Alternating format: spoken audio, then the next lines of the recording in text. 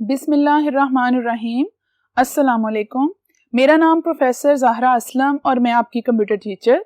Student, आज हम chapter number 2 basic concept and terminology of database का सेकेंड लेक्चर पढ़ेंगे, जो कि है कीज़ के बारे में।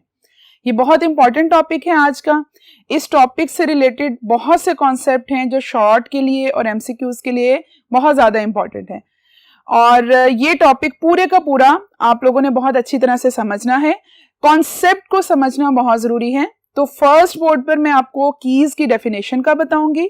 उसके बाद कीज़ की कुछ टाइप्स हैं जो हम आज के लेक्चर में डिस्कस करेंगे, लेकिन टाइप्स को रीड करने से पहले सेकंड बोर्ड पर आपको एक बेसिक कॉन्सेप्ट के साथ जो है पूरा टॉपिक या पूरी की पूरी टाइप्स जो है वो एक्सप्लेन कर दूंगी।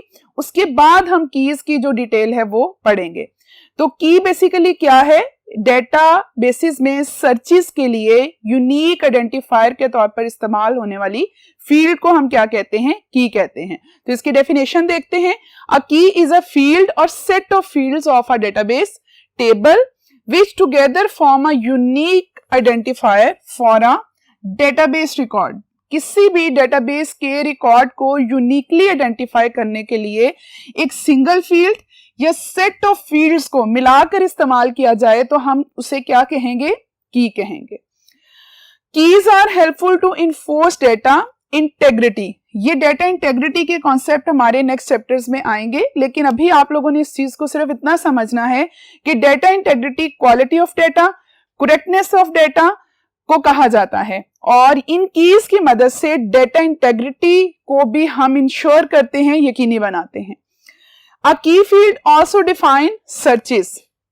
डेटाबेसेस में जैसे कि हमने कल के लेक्चर में पढ़ा था कि डेटा ऐड करते हुए यानी रिकॉर्ड्स को ऐड करते हुए हम जो है किसी भी किस्म के सीक्वेंस को फॉलो नहीं करते, लेकिन जब डेटा सर्चेस होंगी तो मैंने आपसे कहा था वो क्यूरीज की बेस पर डेटा सर्च होगा, और वो किसके अगेंस्ट होगा? की फील्ड के अगेंस्ट होगा। तो की जो फील्ड जो है हमारी वो डिफाइन करती है डेटा की सर्चेस को, यानी डेटा को एक्सेस करना।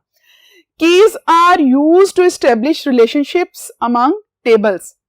डेटाबेसेस में जितने भी रिलेशंस बनते हैं उनके आपस में रिलेशंस मीन टेबल्स। टेबल्स के रिलेशनशिप्स को क्रिएट करने के लिए भी की फील्ड्स जो हैं वो इस्तेमाल होती हैं। यहाँ पर इसकी कुछ टाइप्स आ जाती हैं: प्राइमरी की, सेकेंडरी की, कैंडिडेट, कॉम्पोजिट, सॉर्ट और फॉरेन की। इन सारी कीज को हम वन बाय वन पढ़ेंगे। नेक्स्ट बोर्ड पर जाते हैं और नेक्स्ट बोर्ड पर बेसिक कॉन्सेप्ट के साथ हम इन सारी कीज को अंडरस्टैंड करते हैं और उसके बाद जो है इनकी डिटेल पढ़ते हैं। तो स्टूडेंट्स, आइए अपने नेक्स्ट बोर्ड की तरफ चलते हैं। स्टूडेंट, हमारे पास ये एक टेबल है, एक रिलेशन है स्टूडेंट के नाम का।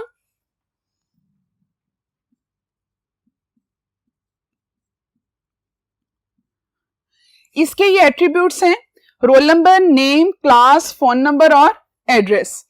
अब इस पूरे टेबल के अंदर हमें कोई ऐसी फील्ड चाहिए जो इस पूरे टेबल के रिकॉर्ड्स को क्या करे? यूनिकली आइडेंटिफाई करे, और वो की जो होगी वो प्राइमरी की होगी, और एक टेबल के अंदर सिर्फ एक एट्रीब्यूट एज अ प्राइमरी की काम करता है। तो अगर हम इन एट्रीब्यूट्स को देखें तो स्टूडेंट्स के रोल नंबर, स्टूडेंट्स के नेम, क्लास, फोन नंबर और एड्रेस।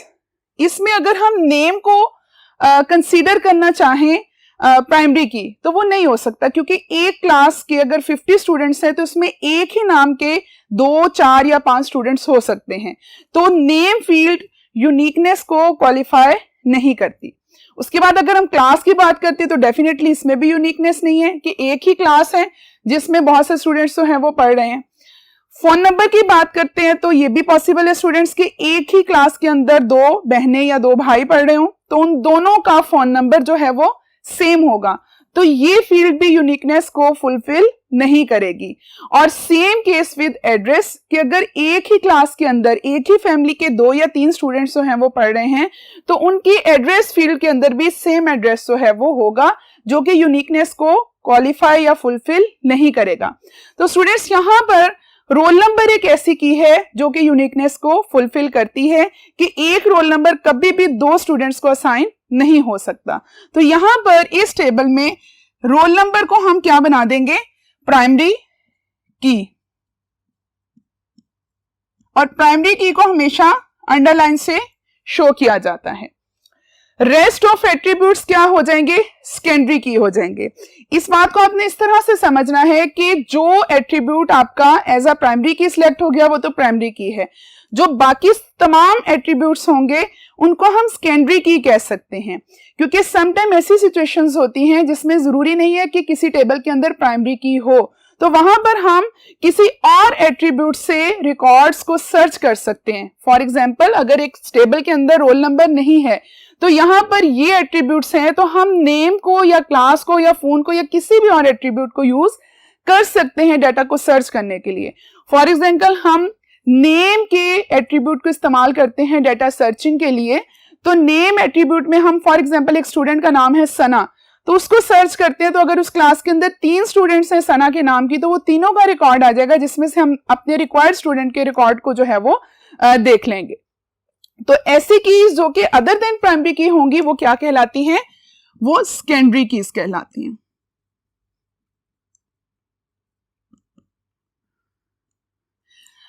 अच्छा स्टूडेंट्स, समटाइम ऐसी सिचुएशंस होती है कि फॉर एग्जांपल हम यहां पर एक और कॉलम बनाते हैं NIC के नाम का, ठीक है। इस कॉलम में या इस एट्रीब्यूट में क्या होगा, स्टूडेंट के NIC स्टोर होंगे।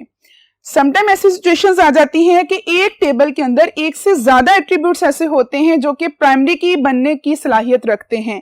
जैसे इस टेबल के अंदर एक एट्रीब्यूट तो रोल नंबर हो गया जो प्राइमरी की बन सकता है, और NIC ये भी एक ऐसा एट्रीब्यूट है जो कि प्राइमरी की बन सकता है। तो इन दोनों कीज को हम क्या कहेंगे, कैंडिडेट कीज कहेंगे। कैंडिडेट बिल्कुल इस तरह आप एग्जांपल को कंसीडर कीजिएगा जैसे इलेक्शंस में डिफरेंट कैंडिडेट्स जो हैं वो प्राइम मिनिस्टर के लिए नॉमिनेट होते हैं, लेकिन उन सारे कैंडिडेट में से सिलेक्ट सिर्फ और सिर्फ एक होता है। तो same case with this example कि इसमें रोल नंबर और NIC दोनों क्या है, कैंडिडेट है, लेकिन इसमें से सिलेक्ट क्या हो गया, रोल नंबर हो गया। तो रोल नंबर हमारे पास प्राइमरी की बन गया और NIC हमारे पास कैंडिडेट या ऑल्टरनेट की हो गया, ठीक है। इसके बाद स्टूडेंट्स एक कॉन्सेप्ट है कंपोजिट की का। एक छोटा सा टेबल यहां पर बना हुआ है, आप इस टेबल को देखिएगा, इसमें लिमिटेड से एट्रीब्यूट्स हैं, नेम, फोन नंबर और क्लास। समटाइम ऐसी सिचुएशन होती है जिसमें टेबल के अंदर कोई भी एट्रीब्यूट ऐसा नहीं होगा जो कि प्राइमरी की बन सकता है। तो ऐसी सिचुएशन में हम क्या करेंगे, हम दो एट्रीब्यूट्स को मिलाकर प्राइमरी की बना देंगे। तो ये क्या कंसीडर होंगी, दो एट्रीब्यूट्स कंपोजिट या कंकैटिनेट की कंसीडर होंगी। उसके बाद हमारे पास फॉरेन की का कॉन्सेप्ट आता है। उसको आप इस तरह से समझेंगे स्टूडेंट्स के फॉर एग्जांपल इसी टेबल को मैं चेंज करती हूं और इसके अंदर एक और हम कॉलम ऐड करते हैं सब्जेक्ट के नाम का। अच्छा, इसमें क्या होगा स्टूडेंट कि हम इन तमाम रोल नंबर के अगेंस्ट, ऑब्वियसली रोल नंबर 1 है वो इंग्लिश भी पढ़ेगा, रोल नंबर 1 जो है वो मैथ का सब्जेक्ट भी पढ़ेगा, रोल नंबर 1 कंप्यूटर भी पढ़ेगा। तो ऐसा पॉसिबल नहीं है कि हम इस टेबल के अंदर सब्जेक्ट को ऐड कर सके, क्योंकि यहां पर अगर सब्जेक्ट ऐड करते जाएंगे तो यहां पर हमारी यूनिकनेस की प्रॉपर्टी जो है वो फुलफिल नहीं होगी, क्योंकि रोल नंबर के अगेंस्ट मल्टीपल रोल नंबर्स आते जाएंगे और हमारी प्राइमरी की क्वालिटी क्या है कि ये यूनिकली आइडेंटिफाई करती है सारे रिकॉर्ड्स को। तो ऐसी सिचुएशन में हम क्या करते हैं, इस सब्जेक्ट को अलग टेबल के अंदर ले जाते हैं और एक और टेबल बना लेंगे जिसमें रोल नंबर और सब्जेक्ट जो है वो दो एट्रीब्यूट रख लेंगे। यानी आप ये समझ लें कि ये सब्जेक्ट के नाम का एक टेबल बन गया। इसमें फॉर एग्जांपल रोल नंबर 1 है वो इंग्लिश भी पढ़ रहा है, रोल नंबर 1 मैथ्स भी पढ़ रहा है, रोल नंबर 2 है वो कंप्यूटर पढ़ रहा है, रोल नंबर 2 जो है वो इंग्लिश भी पढ़ रहा है, ठीक है, और रोल नंबर 2 जो है वो मैथ्स भी पढ़ रहा है।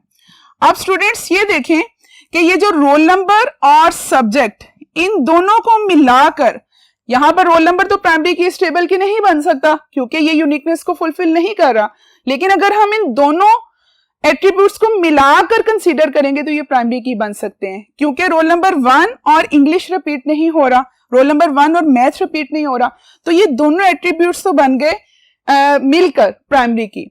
अब ये जो रोल नंबर है ये इस टेबल के अंदर प्राइमरी की है, लेकिन यहां पर ये एज अ फॉरेन की यूज होगा। ये वाला टेबल पेरेंट टेबल होगा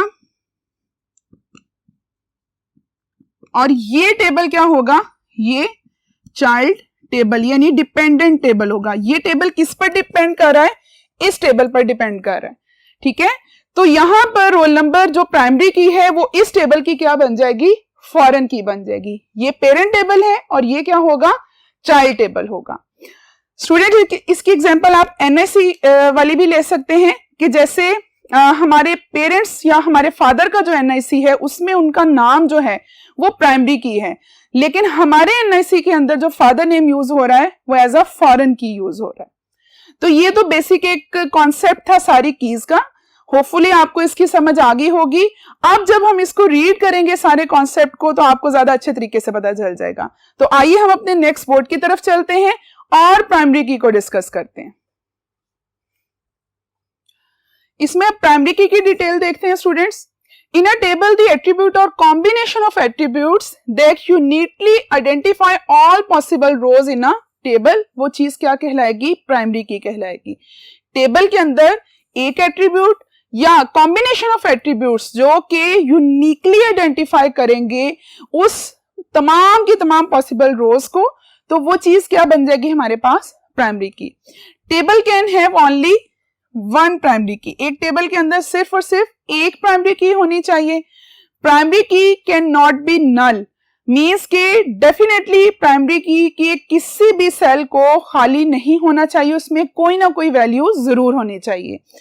ईच वैल्यू इन प्राइमरी की एट्रीब्यूट मस्ट बी यूनिक, और ये पॉइंट भी बहुत इंपॉर्टेंट है कि जो भी वैल्यू प्राइमरी की एट्रीब्यूट के अंदर स्टोर होगी उसका यूनिक होना बहुत जरूरी है। अगर यूनिकनेस नहीं होगी तो प्राइमरी की प्रॉपर्टी जो है वो फुलफिल नहीं होती।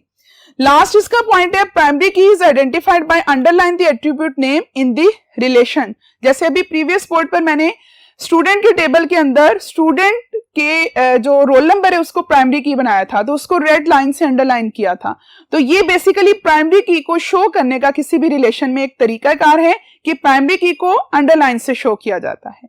फॉर एग्जांपल यहां पर आप देख लें, ये एक एंटिटी है स्टूडेंट और ये उसके एट्रीब्यूट्स हैं। एंटिटी के बारे में भी हमने फर्स्ट लेक्चर में पढ़ा था, उसकी डेफिनेशन के एंटिटी को हम इस तरीके से लिख सकते हैं और उसके जितने भी एट्रीब्यूट्स हैं वो ब्रैकेट्स में सेपरेटेड विद कॉमास लिखे जा सकते हैं।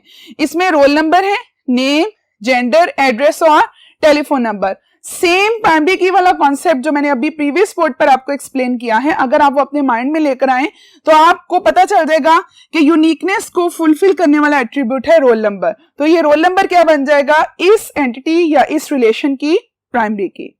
तो स्टूडेंट ये तो प्राइमरी की का कॉन्सेप्ट था। आइए हम अपने फर्स्ट बोर्ड की तरफ चलते हैं और रिमेनिंग कीज को जो है वो डिस्कस करते हैं।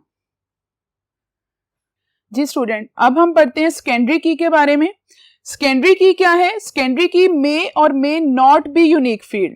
जैसा कि अभी हमने स्टूडेंट वाले टेबल में डिस्कस किया था कि इसमें रोल नंबर को हमने क्या बना दिया था, प्राइमरी की, और जो बाकी तमाम फील्ड्स हैं जो कि यूनिकनेस को फुलफिल नहीं करती वो क्या होंगी, सेकेंडरी कीज होंगी।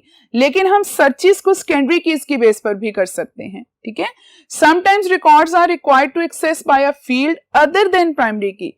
समटाइम ऐसी सिचुएशन हो जाती है कि हमें रिकॉर्ड्स को किसी और की फील्ड के अगेंस्ट सर्च करना पड़ता है, तो हम वहां प्राइमरी की को नहीं किसी भी सेकेंडरी की फील्ड को यूज कर सकते हैं। In these situations another key that is used is called secondary key। जैसे मैंने स्टूडेंट्स आपको एग्जांपल दी थी कि बाय नेम अगर आप स्टूडेंट्स को सर्च करते हो तो वो नेम फील्ड जो है वो सेकेंडरी की कंसीडर होगी। उसके बाद एक की आती है सॉर्ट या कंट्रोल की। सिंपल वर्डिंग में क्या है कि अ फील्ड और set of fields in a record that dictate the sequence of file according to our requirement. अगर हम एक फील्ड सीरियल नंबर बना दे तो हमारे तमाम रिकॉर्ड एक सीरियल नंबर वाइज या एक सीक्वेंस के अंदर जो है वो आइडेंटिफाई होंगे। तो सीरियल नंबर की क्या होगी हमारे पास, सॉर्ट या कंट्रोल की होगी। तो अभी तक आप प्राइमरी की, सेकेंडरी की और सॉर्ट की डिटेल पढ़ चुके हैं। अब हम अगले बोर्ड की तरफ चलते हैं और कॉम्पोजिट की को डिस्कस करते हैं। तो आइए स्टूडेंट्स हम अपने नेक्स्ट बोर्ड की तरफ चलते हैं। इसमें कैंडिडेट की और कॉम्पोजिट की दोनों कीज के बारे में हमने पढ़ना है। सबसे पहले कैंडिडेट की, जैसे आप उसी एग्जांपल को अपने माइंड में रखिएगा और आपको याद होगा कि मैंने रोल नंबर के साथ एक और फील्ड ऐड की थी जिसको NIC का नाम दिया था। तो वो दोनों फील्ड्स जो थी उनमें प्राइमरी की बनने की सलाहियत थी, तो वो दोनों क्या थी, कैंडिडेट की थी, लेकिन उनमें से हमने सिर्फ रोल नंबर को सिलेक्ट किया था, तो रोल नंबर हमारे पास क्या थी, प्राइमरी की, और NIC क्या थी हमारे पास, वो भी कैंडिडेट की रहेगी। A table can have more than one attribute to be qualified as primary की। एक टेबल के अंदर एक से ज्यादा एट्रीब्यूट्स या एक से ज्यादा कॉलम्स हो सकते हैं जो कि प्राइमरी की बन सकते हैं। One of them is selected as primary key and remaining keys are called candidate key. उनमें से एक की जो है वो प्राइमरी की बन जाएगी और रिमेनिंग कीज क्या रह जाएंगी हमारे पास, कैंडिडेट कीज रह जाएंगी। Sometime a relation has more than one attribute that can be used as primary key. In this situation, it is difficult to select a primary key. There can be more than one unique field in a relation. These keys are termed as candidate or alternate keys.